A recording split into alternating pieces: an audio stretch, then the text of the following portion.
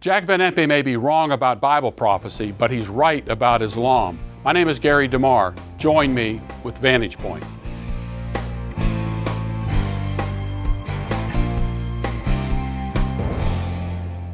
I don't always agree with Jack Van Impe, but when he's right on an important issue, I'm going to stand up for him. Just to let you know, Jack and I are on opposite ends of the prophetic spectrum. He's been preaching the near end of the world for more than 40 years. I have nearly all of his prophetic books, and I even have a long-playing record album from the 1960s titled On the Coming War with Russia. On Bible prophecy, Jack Van Impe and I disagree. This isn't unusual since there are many people who disagree with me on the subject of Bible prophecy. In fact, I'm persona non grata on many shows because of my views on Bible prophecy. But Jack's dispute with the Trinity Broadcasting Network, better known as TBN, is a different matter. It seems that on one of his TBN broadcasts, Jack was going to expose false teachers who were promoting something called chrislam, a meshing of Christian and Islamic beliefs in order to establish some common ground between the two religions. TBN declined to air one of Van Impe's programs that contained criticisms of Rick Warren, best known for his mega bestseller, The Purpose-Driven Life, and Robert Schuller, pastor of the once prominent and popular Crystal Cathedral. Van Impe's response was quick and sure. "I will not be silenced. I will not allow anyone to tell me what I can and cannot preach. When I see heretical teaching leading to apostasy, I will speak out." And he cited 2 Timothy 3:16, "All Scripture is inspired by God and profitable for teaching, for reproof, for correction, for training in righteousness." And he continued, "I no longer wanted to air my program on Trinity Broadcasting Network.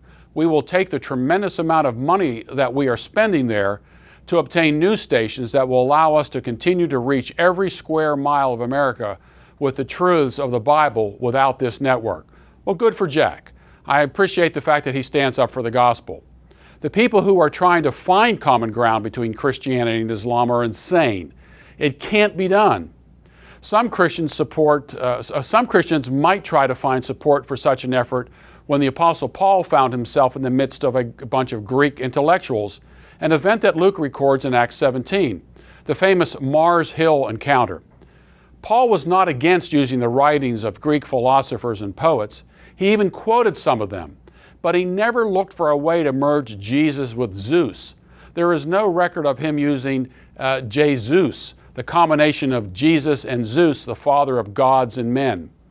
Paul makes a clear distinction between Greek thought and Christian thought. Even Judaism, a sister religion if there ever was one, is kept distinct from the gospel message. Here's what Paul says in 1 Corinthians. "For since in the wisdom of God, the world through its wisdom did not come to know God, God was well pleased through the foolishness of the message preached to save those who believe. For indeed Jews ask for signs and Greeks search for wisdom, but we preach Christ crucified, to Jews a stumbling block, and to Gentiles foolishness. But to those who are the called, both Jews and Greeks, Christ the power of God and the wisdom of God." This is from 1 Corinthians chapter 1, verses 21 through 24.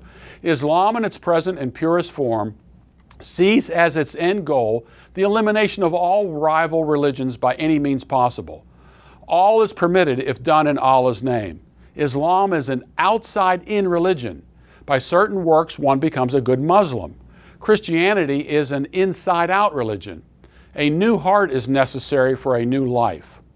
The advance of Christianity comes by way of internal change, not by force of arms. But here's where I disagree with Van Impe. He ties all these things to an end-time prophetic view, a one-world government and a one-world religion. If this is true, then there is nothing that we can do to stop it. It's a prophetic inevitability. I believe it can be stopped if Christians would stop compromising with the Islamic faith and promoting an end-time eschatology that renders the church impotent. So, on one hand, I agree with Jack Van Impe. He should be preaching the pure gospel of Jesus Christ. He should be preaching that against Islamic faith.